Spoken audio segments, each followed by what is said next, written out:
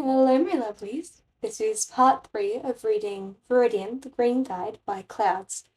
As always, the link to the original fic will be in the description. Please make sure you check it out.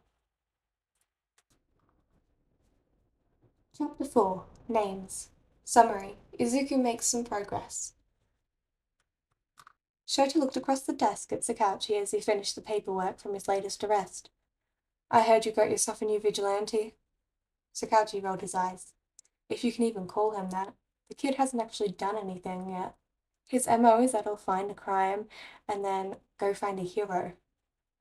Seems like he's doing some good then. Sakauchi looked tired. Yeah, but turns out most heroes don't take kindly to having rocks thrown at them. Shota snorted. He throws rocks at them? Sakauchi nodded. At least he's not actually hitting them with the rocks anymore. The first week or so, the heroes all came in with mild bruises. A few days ago, he just started tossing the rocks to their feet, though, so that's an improvement. His goal was always to get the heroes' attention, not hurt them, wasn't it? Shota said. The rocks were just a way to make sure they'd chase him. He was probably trying to get them angry so they'd pay attention to him. That's what we decided to. Sakauchi offered Shota a cup of coffee that he gratefully accepted. Word of him has been spreading pretty fast, though the heroes in the area are starting to recognize him. That's probably part of why he's stopped hitting them with rocks. Once he's got their attention, heroes know that they need to follow him. Apparently he's pretty good at sniffing out crimes, too. And most of the heroes don't mind the extra help, considering he's not really hurting anything. What's he look like? Shota asked. In case I come across him. Well, he's kind of plain as far as vigilantes go, Sakauchi said, handing him a sketch of the vigilante. He wears a dark green hoodie with matching goggles, then black jeans. The most flashy thing about him is his red shoes, but even those don't appear to be a statement piece. Shota looked at the sketch. There wasn't really anything that special or eye-catching about him. It's strange, most vigilantes I've met try to go for something more distinctive. This guy kind of reminds me of myself. He doesn't care what he looks like as long as he gets the job done. Yeah, most vigilantes are failed heroes, so they see themselves as heroes. But this kid's different, Sakauchi said. He doesn't even try to fight the villains. You've said kid twice now. Shota looked at the sketch again. Just how old is he? Early 20s?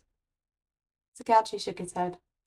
Amplify is the only one that's had any close contact with him, but she said, based on his voice and the way he held himself, he's a teenager, and a young one at that. She pegged him around 12 or 13 because he was so short and skinny, but I think it's more likely that we're looking in the 16 to 18 range. Since most vigilantes are failed heroes, he's got to be old enough to have taken and failed the entrance exams. But this kid doesn't see himself as a hero the way other vigilantes do, Shota pointed out.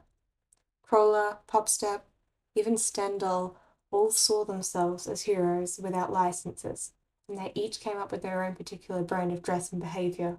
This kid doesn't even fight. Has he even given himself a name yet? No, even when he spoke with Amplifier, he didn't introduce himself, Sakauchi said. But the heroes who've encountered him so far have taken to calling him the Green Guide. Shota snorted. The Green Guide? Seriously? They couldn't think of anything less obvious? Sakauchi shrugged. Well, the kid wears green and leads them to crimes and progress. I don't know, the alliteration is kind of catchy. Shota rolled his eyes. Yeah, sure, because that's obviously super important to the kid. He sighed. It's just, I hope he keeps staying out of fights. If he gets in any deeper, he'll only end up getting himself killed. Izuku wandered the now familiar streets in search of crime. He'd been doing this for 2 weeks now. 2 weeks. He still hadn't mustered up the courage to get into a single fight, but the heroes were actually starting to recognize and trust him. He'd never realized just how lax heroes were towards vigilantes. Maybe it was because he wasn't actually doing a lot of vigilante-type stuff, but the heroes never tried to track him down after a fight or anything. And Izuku was actually starting to get stronger. The first few days had been terrifyingly painful just from the dramatic increase in physical activity, but his body was starting to get used to it now. Maybe he was just imagining it, but when he'd gotten dressed before going out, his calves had been noticeably firmer, and he was definitely getting more flexible from all the stretching he did before and after his patrols. He was also getting more familiar with the sounds that happened every night. There had been a few times which he'd peeked into an alley expecting to find a fight, only to find that it was just a cat that had knocked over a trash can lid. But now he was getting better at recognizing that sound, even if he still double-checked to make sure, since he didn't want to miss anything. The familiarity with nighttime sounds is why a slight rustle accompanied by what sounded like muffled whimpers was enough to raise red flags. He rushed in the direction of the sound. His eyes widened as when he saw a guy with some kind of mole quirk pressing a brunette woman against the brick wall, using one of his massive hands to cover her mouth, while the other wandered to less innocent places. He should get a hero. Which ones were close to here again? But Izuku had watched a lot of fights, not only over the last 2 weeks, but during his entire hero-obsessed lifetime. He was familiar with battle stances and how to not get knocked down by an opponent, and this guy looked like a strong breeze would blow him over. Probably the only reason that girl hadn't been able to escape was because he was so much bigger than she was. The guy was completely off balance. Izuku should really get a hero. He was wasting time, but his mind couldn't help but run through how he'd beat the guy if he had to fight him. He had a mole quirk, which meant he probably relied mostly on his sense of smell, since his eyesight was most likely poor. He also didn't have good situational awareness, since Izuku had been standing there for almost a minute by this point, and he still hadn't noticed. Oh no, he'd been standing there for almost a minute. He needed to go get a hero. Unfortunately, the woman had more situational awareness than her attacker, and right as Izuku was about to turn and run, she caught his eye. Her muffled screams got more frantic, and Izuku couldn't help himself as he ran forward to save her. Crap, crap, crap, what was he supposed to do?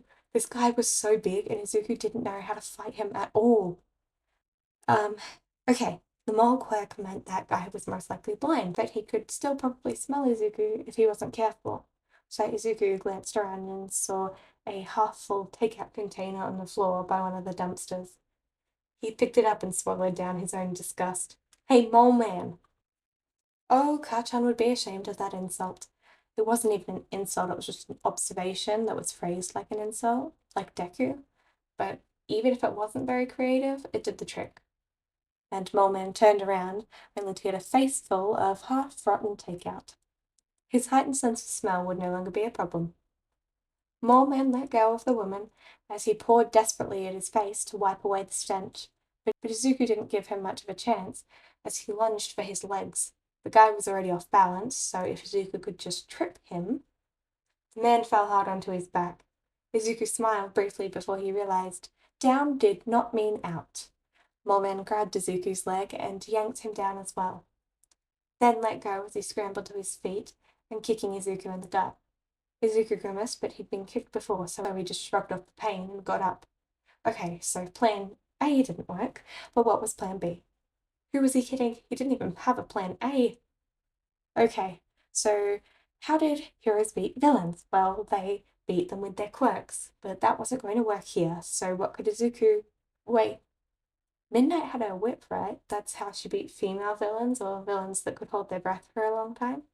So if he couldn't use a quirk to defeat Mole Man, maybe he could use some kind of weapon? Well, he'd need to knock the guy out. He wasn't strong enough yet to do that by punching like All Might did, but some kind of blunt force trauma would probably be best. Oh, that sounded so bad. Maybe it was for the best that Izuku couldn't be a hero. As Mole Man recovered from being stabbed, Izuku glanced around the alley until he saw a dented can of beans that someone had thrown away. He ran over to it as Mole Man charged and grabbed his legs. Izuku slammed into the cement belly first, but managed to grab the can right as Mole Man started to drag him backwards. Izuku twisted his body and slammed the can into Mole Man's hands. with enough force to make him let go. His body was running on pure adrenaline at this point, and it seemed like everything was simultaneously going too fast and too slow. Izuku managed to dodge another grab and use his can to bludgeon Moleman's shoulder. Moleman aimed a punch at his head, but he was broadcasting his movements the way Kacchan sometimes did, so it was easy enough for Izuku to duck. The punch threw Moleman off balance again, and Izuku hit him with some weird mix of a punch and a backhand, making him stumble back. Izuku didn't wait for Moleman to recover before he launched his next attack. The can got slippery as Moleman's nose started to bleed, or maybe some of that blood was from Izuku's knuckles. Izuku couldn't stop hitting, though, until his opponent was on the ground. He waited tensely for a long moment until he was certain Moleman was knocked out, then turned to the girl he'd just saved. "Are you okay?" She looked at him in shock. "Am I okay? You just fought the guy twice your size." Izuku looked down at the guy on the floor. "Actually, I think he's probably more like 3 times my size. I'm pretty small, but I don't think his size is just because of his quirk." "Earthed kid, are you actually okay? You looked like he hurt you." Izuku shrugged. "It's nothing I'm not used to, don't worry about it." The woman didn't look any less worried, but Izuku decided that trying to reassure her probably wouldn't do any good. He turned to leave, but almost tripped over Moleman, who was still unconscious on the ground. "Oh, almost forgot about him. I should really get some zip ties or something to bring out. I wonder, do you have any zip ties on you?" The woman let out a stressed huff of laughter. "No, are you telling me you ran into a fight without any way to tie the guy up?" Izuku shrunk back a little. "I normally just run away to get the heroes. I'm sorry, I'm really bad at this. I'm not even a real vigilante." No, you're doing great," the woman tried to reassure him, and Izuku gave her a shaky smile. He wasn't doing great. There's got to be something around here we can use," he muttered. "Maybe if I find some rope, or I can tear this old t-shirt into strips. Probably won't stop him for too long, but hopefully the police will arrive before that'll be a problem." The woman stared at him as he tied up Moleman as tightly as he could. Do you need me to do anything?" Izuku shook his head. "If you could call the cops after I leave, that'd be great. I mean, you should probably stick around so you can explain what happened, because otherwise they might not actually be able to arrest this guy. But if he starts waking up, you should probably run." The woman nodded. Izuku grabbed the fire escape. He didn't want her to have to wait too long, which she probably would have to if he just walked out onto the street. "Wait!" Izuku stopped with his hand still on the fire escape. "Yes? Are you hurt? Do you need me to give you first aid?" The woman shook her head. "No, you just never told me your name. What am I supposed to call you? Green guy?" Izuku shrugged. "Sure, if that works. I really don't care what people call me. I just want to help people." With that, he turned around and scrambled up the fire escape. He saw the woman get out her phone as she got to the roof, so that was good. He should probably try taking the rooftops home so he didn't run into any of the cops as they drove to the alley. He'd never hopped from building to building before, but it couldn't be too hard, right? Izuku backed up and got a running start as he prepped to jump, only to chicken out with a yelp as he arrived at the edge of the roof. He tried to calm his breathing down. That was a lot scarier than he hoped it would be. He could try again, but he really didn't want to. It was probably best not to try again anyway, since if he jumped and ended up falling, they'd think it was suicide, and that would defeat his whole purpose of being a vigilante, which was so that no one would get hurt when he died. He gave a determined nod, found another fire escape that led into the next alley over, and climbed down, then lowered his hood, put away his goggles, and started walking home, grimacing as the adrenaline wore off, and he realized how much pain he was in. He should call it a night. He wouldn't be able to run fast enough to help anyone in this state. Good thing he already had practice treating his own injuries. Hina Yu smiled as she watched the vigilante disappear and dialed her boss. She'd call the police in a minute, but they would ask her to stay on the line until someone arrived, and she didn't want to wait to make this call. You, what are you doing calling me at 3 in the morning? I have tomorrow's headline. What? What happened? She grinned. I was just saved by a new vigilante. I'm fine, don't worry. He seems to just be starting out, so I'm positive no other papers have talked about him yet. He said he often gets heroes to respond to crimes that would otherwise be overlooked, and he's super sweet and nervous. I think he might be a teenager. Really? Her boss sounded much more awake. That is a headline. Maybe not the front page, but there's definitely a story there. Get me a piece by morning and we'll run it on the website. If it gets enough hits, then I'll give you the go-ahead to do more research and we'll do a full piece by the end of the week. What's your vigilante's name? Hina frowned. He'd said the green guy was fine, but a name like that wouldn't sell any papers. She needed something flashier, something that would make people curious when they saw it in the headline. Well, he was green, and he didn't seem to care what people called him, so Viridian, she said. Let's call him Viridian. Chapter 5 Fame. Shota tightened his capture weapon and pushed the villain firmly against the wall. It's illogical to resist. Just tell me what I need to know. Dude, it's just some drugs, the villain said. If you have a problem with that, then maybe you should get out more. I've got a couple of samples that'd be good for a first timer. Shota rolled his eyes. Yes, offer to sell drugs to the hero that's arresting you. And honestly, if it were just party drugs, I probably wouldn't care that much, but this is Trigger. So I'll ask you one more time. Where did you get the drugs? Fuck you. Shota sighed. Fine, have it your way. He dialed Sakachi and waited until the detective's half-awake voice groaned over the line. Could you send a car? I've got a perp to bring in for processing and interrogation. Sakachi looked up from his paperwork as Eraser walked in the villain he'd just arrested. The guy was probably a low-level dealer like the others that Eraser had brought in, but there was always the hope that the next villain would know who was behind Trigger. Interrogation room 8 is open, Eraser. You can put him in there. Eraser grunted an acknowledgement and dragged the thug towards the back of the station as Sakachi poured them both some coffee. I'd have to interrogate the guy later since he was one of the detectives on the Trigger investigation, but that could wait a bit until this paperwork was done. Leaving the perps to wait for a few minutes helped establish control of the situation anyway. Shota finally sat down on the other side of the desk and grabbed a coffee, then grimaced. Sakachi, you didn't mention that the station had switched out their coffee for a paint thinner. Sakachi laughed. Oh, you're just mad that Musatafu doesn't have your favorite cat cafe. What can I say? The Hoda brothers make a mean cup of coffee, Shota shrugged. You got those forms? I want to get this over with as fast as possible. Sakachi shook his head and grabbed the villain's intake form from the drawer at his right and handed it to Shota, who started to fill it out with both annoyance and boredom.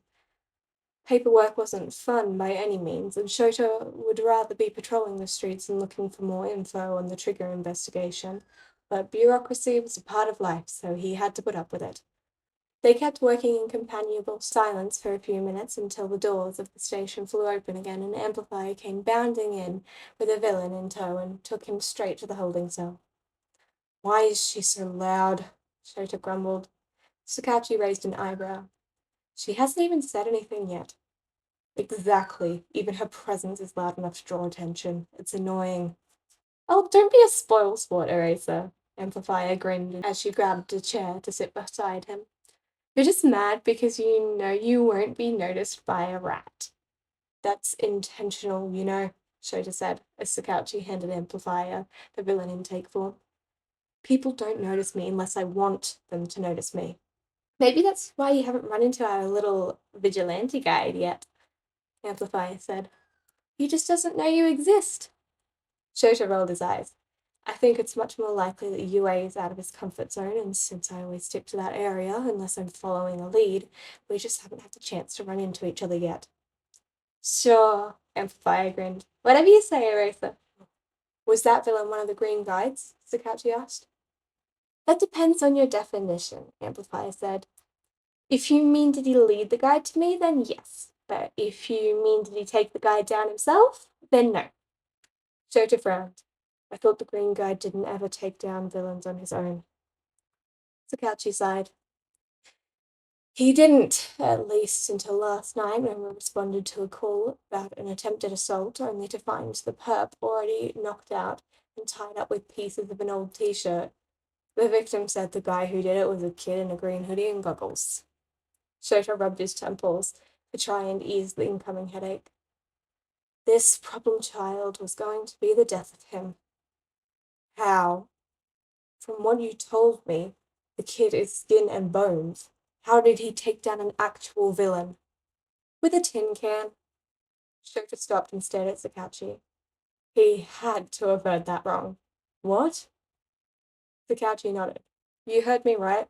According to the victim, the green guy started fighting the guy and couldn't get the upper hand until he grabbed a can of beans and started to beat the guy with it like it was a pair of improvised brass knuckles. It's pretty brutal, but also effective.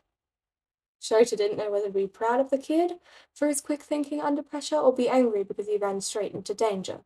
Probably both. Ah, Amplifier squealed. Our little boy's growing up, taking down villains all by himself and everything. Shota scowled. I don't think that's a good thing. Yeah, I think I have to agree with Eraser on this one, Sakauchi said.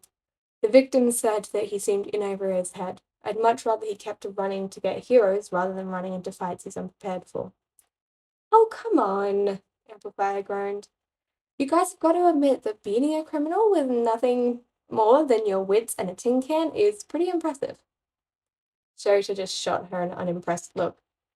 Nothing more than wits, a tin can, and a probable speed quirk. Come on. Shota sighed. Fine. Maybe I'll admit that he's quick-witted and definitely good at using improvised weapons, but the kid obviously lacks the required training. I don't want him to get into fights if he's just going to get himself killed. Well, Crawler and Popstep didn't have any formal training either when they first started out, Sakauchi pointed out. That may be true, but they also had Knuckle Duster to mentor them and get them through any tough scrapes, Shota agreed. The green guy doesn't have that. Well then, maybe you should fill that role, Amplifier grinned. Shota glared at her. I have enough brats to worry about at UA, thanks. I don't need to add to teaching a wannabe on top of that. Amplifier shrugged. Just a thought, Eraser, considering how protective you are of a kid you've never even met. Oh, about the kid's name? I don't think he's going by the Green Guide anymore. Sakauchi furrowed his brow in confusion. What? Why change it? Amplifier looked between the two of them in shock. Did you guys not see the article this morning? They shook their heads, and Amplifier smiled as she got out her phone. Apparently, the woman he saved last night is a reporter. Since he didn't give her a vigilante name to call him, she's named him Viridian. Kinda catchy, right? Sakauchi frowned. How did I not see this? Amplifier shrugged. Probably because the keywords are wrong, you've most likely got your computer set up to ping in the news if anyone mentions a green guy, but since this reporter used a different name, it didn't trip the system. I like Viridian better anyway. It is easier to say. Vigilantes gaining public notoriety is never a good thing, Shota grumbled. Goes straight to their heads and then they end up putting themselves in even more danger to impress their fans, he sighed. The kid is probably soaking up the fame as we speak. Izuku was freaking out. He couldn't get that article out of his head, even as he ran around the streets leading heroes to crimes. When Izuku had seen the article on his way home from school, he'd had to fight off a panic attack and he almost hadn't gone out that night. He didn't want to be famous. The more people paid attention to him, the more likely it was that they'd figure out he was quirkless, and the faster he could say goodbye to any positive reputation he'd gained. He wasn't even technically a vigilante, so why did he have to have a name? But apparently that woman he'd saved was a reporter, so she'd written about how he'd taken down the villain, and she'd apparently done some digging to see that he normally stayed out of fights himself. Izuku didn't deserve to have articles written about him like heroes did, so he couldn't help but feeling like he'd tricked that reporter somehow. He hadn't been trying to fool her into thinking he wasn't worthless, but that's apparently what happened since the article was so positive. He'd just been trying to help her, which ultimately was why he was out on the streets again tonight. Sure, he wasn't necessarily happy about the article, but he also wasn't about to let that stop him from helping people either. And he was helping people. He was helping the heroes find the people that needed saving. He was doing good. But he should probably start carrying weapons if he ever planned to jump into a fight again. Between tending to his injuries and everything with the article, he'd completely forgotten about adding weapons to his costume that afternoon. But it wasn't a big deal. He was still covered in scrapes and bruises from the fight with the mole man last night, so it wouldn't be a good idea to get into any more fights so soon. So he didn't need the weapons quite yet. But it was still a good thing to brainstorm. He'd almost considered getting a baseball bat, but there were a couple problems with that. While it would be a useful bludgeon type weapon, it was too bulky. He wouldn't be able to easily run if he had to be constantly hefting the bat, so it would actually prevent him from saving people, which was the exact opposite of what he wanted. Not to mention the fact that he'd never been into any sports, so coming home with a baseball bat, Mum would probably ask too many questions that Izuku didn't want to answer. His weapons needed to be small. He needed to be able to fit them in his pocket so he could run easily, and so he could go incognito if he needed to. So that meant anything like a staff was out. Maybe he heard someone calling for help and peeked in on the situation before running off to go get a hero. He could worry about what weapons he needed later. But now, though, Izuku had people to save. Chapter 6 Trigger. When Izuku rolled out of bed and immediately started his nightly stretches before getting dressed into his vigilante clothes. Was it weird that the middle of the night was turning into his favorite time of day? It probably was. Kachan would probably think he was crazy for wanting to go out in the middle of the night to bother heroes. Izuku snuck out the front door but froze with his hand on the doorknob. Hadn't he decided yesterday that he really needed to take weapons with him? He hesitated another long moment when he debated the merits of just going out weaponless again. He couldn't always just rely on what trash he could find, right? It had worked just fine last time. But while he could do that, he probably shouldn't. Mum would kill him if she knew he was running into fights without any kind of weapon or plan of attack. And while he wasn't planning on her finding out, it was the principle of the thing. So, something small and easy to hide, but also something that he could grab quickly so he didn't cut too much into his vigilante time tonight. Cut? Maybe he should bring some sort of knife? He turned on his phone's flashlight and went into the kitchen. Were there any knives that Mum wouldn't miss? Obviously he couldn't take from the knife block, they'd be missed immediately. He might be able to get away with taking a steak knife, but it probably wouldn't be a good idea to put a knife in his pocket without any kind of sheath, would it? He'd just end up cutting himself as he tried to run and get the heroes, and that wouldn't do any good. He needed a knife with some kind of protection already built in. Izuku smiled as an idea occurred to him, and he started to rummage as quietly as he could in the junk drawer. It took him a while to find what he was looking for, since they used it so infrequently, and he was starting to get scared that they'd actually lost it when his hand closed around the old box cutter. Izuku practiced extending and retracting the blade a few times to get a feel for it. Yes, the cuts won't be very deep, but they'd be enough to distract a villain in a pinch, so Izuku could run away or find another opening. It was a good start. Now onto a bludgeoning weapon. On a whim, Izuku went to the pantry and grabbed a can of soup. Running around with a can of soup wouldn't be good in the long run since it was heavy and hard to hold, but he could always replace it with something more streamlined later. Besides, it had worked so well last time that he knew it was reliable. A can and a box cutter didn't feel like enough, though. Izuku was going to be fighting quirkless against people with quirks, so he probably needed a few more weapons than most vigilantes did. He wished he had something like a tonfa, but he didn't know how to use them, and they were just a bit larger than he was comfortable carrying around in his hoodie pocket. Some kind of stick would work pretty well, though, if only. Izuku quickly went to the hall closet where Mum kept her old crafting supplies. Hadn't she done a project with wooden dowels a few months ago? If Izuku was lucky, there'd be a few left. He grinned when he saw the dowels standing up against the wall. He grabbed two of the shorter pieces, each about 20 centimeters long, and three around. But one was slightly shorter than the other. Izuku hoped that the difference wouldn't throw him too off balance if he had to use them in a fight. Now that he finally felt armed enough, Izuku turned off his flashlight and walked out the front door. He was ready. Izuku pressed himself against the wall to make sure he was completely hidden in the shadows, while he watched the thugs. He heard raised voices, so ran towards a side street, and was currently hiding in an alley. But the thugs weren't actually doing anything. There were about 10 of them, and they were probably a part of a gang or something, but they seemed to be joking around and roughhousing, not doing anything nefarious.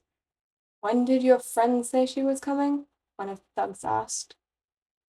"And why did we have to meet her here? There are flies everywhere, man."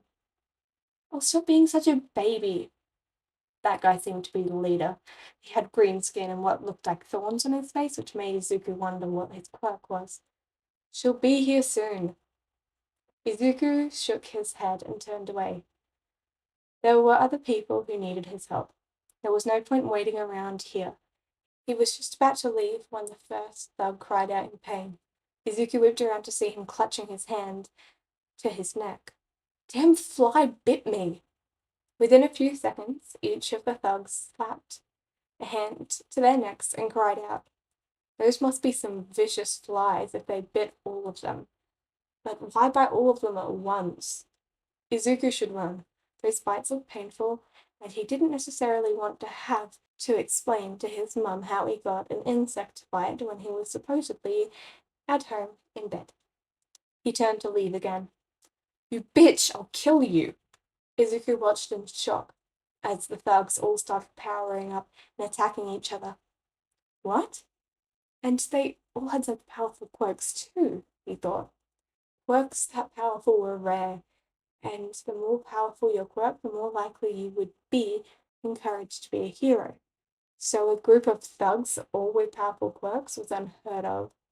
But they were going crazy, like they were on drugs or something. But they hadn't even been smoking. Just then, one of the thugs caught sight of him. "Boys, look, we've got a toothpick to crush." Izuku froze and swallowed thickly as every one of the thugs turned towards him. Time to run. Shota crouched on a rooftop overlooking the bar district. Normally this was Amplifier's territory, but she'd come down with the flu and had to call in sick, so Shota had agreed to cover her shift. He would usually be trying to track down leads on the Trigger case, but he hadn't got any new information recently. He was starting to get frustrated with the whole thing. Trigger had been in Japan for years now, and so far, they had only been able to arrest low-level thugs and pawns and were no closer to finding the people behind the villain factory. He wouldn't admit it, but Shota was scared. People didn't do things for no reason, so there had to be some eventual goal to using drugs to temporarily turn normal people into powerful villains. But Shota couldn't see it. Trigger on its own was bad enough, but the stuff was sometimes cut with and made the user violent and prone to attacking anyone in sight. And that wasn't even counting the people who had been abducted and had their bodies modified to accommodate their more powerful quirks. Hopefully the people behind the villain factory weren't doing this to gear up a major attack, but there was no way to know if they were. The dealers didn't know anything about the production of the drugs, and even those higher up on the supply chain hadn't known anything about the kidnappings. Shota was just ready for this case to be over already. He was sick of not knowing anything. There was a crash off to his left, and Shota turned around to see a kid running as fast as he could as he was chased by a mob of powered-up villains. The kid was wearing a green hoodie and goggles and kept glancing around as he ran like he was looking for someone. Was this the new vigilante Amplifier had told him about? It must be. But didn't Viridian lead heroes to villains and not the other way around? As the group got closer, Shota decided it didn't matter much. He needed to stop them before any civilians could be injured, which in the Bar District was a distinct possibility. Damn problem child.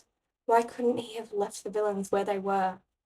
Shota jumped down, startling Viridian, who stared at him with wide eyes that Shota could barely see behind his goggles, then tripped and landed flat on his stomach, making Shota snort. Stay away from the fight, kid, he said.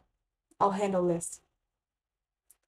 He cancelled the villain's quirks, then started to wrap as many as he could in his capture weapon, knocking them into each other and into the walls to disorient them. He couldn't see Viridian anymore, so hopefully the kid had enough sense to run away. Izuku watched with wide eyes as Eraserhead fought the thugs. Eraserhead. He'd been trying to get Amplifier, mostly because she was the closest and the thugs' quirks were making it very hard for Izuku to stay ahead of them, but Eraserhead was even better. This quirk was so cool. Izuku could tell where he was looking just by seeing whose quirk could activate and whose couldn't. And then his hair. Did he have some sort of secondary levitation quirk? Or was there something about his hair floating that was necessary for his quirk? Maybe it was built into his quirk to make sure that the hair didn't get into his eyes? If that were the case, if Eraserhead were to hang upside down and activate his quirk, his hair wouldn't float upwards like it was defying gravity, like it did when he was standing up. Or would it obey the laws of physics and stay down so that it wouldn't risk getting into his eyes? What if Izuku was so caught up watching Eraserhead's quirk in action that he didn't notice one of the thugs had gotten out of Eraserhead's line of sight and was looking straight at him? Izuku yelped as a tentacle wrapped around his ankle and started pulling him towards the grinning villain, who apparently had a squid quirk that gave him tentacles for hair. Izuku hurriedly reached into his pocket and grabbed the box cutter that he had brought, fumbling as he extended the blade, then slashed the tentacle. The villain screamed and let go as dark blood started pouring out of the wound. He growled at Izuku, who was holding the knife in front of him like a lifeline, then launched several tentacles at him at once. Izuku slashed and dodged as fast as he could, thankful that he was used to dodging explosions. He managed to cut quite a few of the tentacles that were attacking him, but the box cutter wasn't long enough to cut them off. Not that Izuku really wanted to do that anyway. If he cut them off, would they grow back? Or were they like an arm that once it was severed, it was gone forever? He really needed to stop getting distracted by interesting quirks, because just as he was getting into a rhythm of fighting the tentacle villain, another came up and hit him between the shoulder blades, throwing him to the ground, making him lose his hold on the box cutter. He looked up to see the villain with bulging muscles looming above him. This wasn't good. Well, he didn't have any ranged weapons, but his best options were the dowels, probably, since he'd lost his knife. Izuku's heart sunk as he grabbed the wooden sticks from his hoodie pocket. They didn't look like they'd do a lot of good against a strength quirk, but the man lunged for him again, and Izuku dodged around him, then brought both sticks down on the back of the man's skull. They broke. Uh-oh, Izuku gulped, as the man slowly turned around and glared at him. This was it. This was how he died. Wait, was he deflating? I thought I told you to get away, kid. Suddenly, the man was wrapped in a Eraserhead scarf and pulled out of the way to reveal the hero himself, staring down at Izuku with an exasperated expression. Okay, this was how he died. Sorry, Eraserhead, sir, I just, A movement behind Eraserhead caught Izuku's eye, and he realized that the tentacle villain hadn't been taken down yet, and was going to grab Eraserhead. Izuku didn't even have time to think before he was rushing forward. His dowels may be broken, but they still splintered when they got broke, which made them more like stakes. He didn't need to completely defeat the villain, he just needed to immobilize him for long enough for Eraserhead to erase his quirk. He ducked beneath Eraserhead's arm and brought the stakes down on the two tentacles, pinning them to the ground and making the villain cry out in pain. A few seconds later, the man was dragged towards him as his tentacles retracted back into his head. Izuku looked up behind him and could barely see a glint of red behind the gold goggles. Eraserhead waited a few seconds to make sure that the villain wasn't getting up. He must have passed out from the pain once his quirk was erased. Then turned his glare towards Izuku. You must be Viridian. Izuku winced. I didn't ask for that article, I swear. I'm sorry. I'm so sorry, Eraserhead. I was going to get Amplifier when these guys just started going crazy all of a sudden, but then one of them saw me, then Wait, did you say they went crazy all of a sudden? Izuku nodded and shrunk in a little when he saw the scowl deepen on Eraserhead's face. He watched as Eraserhead knelt down and turned the tentacle villain over onto his back, then opened his mouth and took out his tongue. Black figures. Why is the color of his tongue important, Eraserhead? Izuku asked hesitantly. Couldn't it just be a part of his quirk? Don't some species of squid naturally have black tongues? Eraserhead looked up at him appraisingly. True, but why don't you check the other villains? I doubt you can justify all of them having black tongues naturally. Izuku slowly made his way to one of the unconscious villains and looked at his tongue. Sure enough, it was black. But the color's fading? Eraserhead nodded. It's the drug. It's called Trigger. You can tell who's addicted because the tongue stays black. These guys must have just shut up the one time. But they didn't shoot up, Izuku said. Eraserhead froze. What? Izuku fidgeted under his chair. I was watching them. They weren't using needles or anything before they went crazy. They weren't even smoking. Eraserhead frowned. Strange. Eraserhead, sir? Izuku fidgeted again. I'm, sorry for getting in your way. Eraserhead sighed. Just call me Eraser Kid, and, well, I wish you hadn't gotten involved. You managed to hold your own. Stay out of fights, kid. You don't want to die. Izuku waited for probably a moment too long before nodding and running away. Izuku tucked himself back into bed after tending to his injuries for the night and thought about those weird thugs. Eraserhead said it was some kind of drug. How did they get exposed to it? Izuku shook his head. He should leave the investigation to Eraser and the police. He would just get in the way. Right as he was falling asleep, he remembered what one of the thugs had said right before going crazy. These flies are everywhere. Weren't flies supposed to sleep at night? Huh. Weird. Thank you so much for listening, my lovelies. That was chapters 4 through 6 of Viridian the Green Guide by Clouds. Once again, the link to the original fic will be in the description. Please make sure to go check it out. Show Clouds some love, comment on the fic, all of that fun stuff. And have a wonderful day. Bye!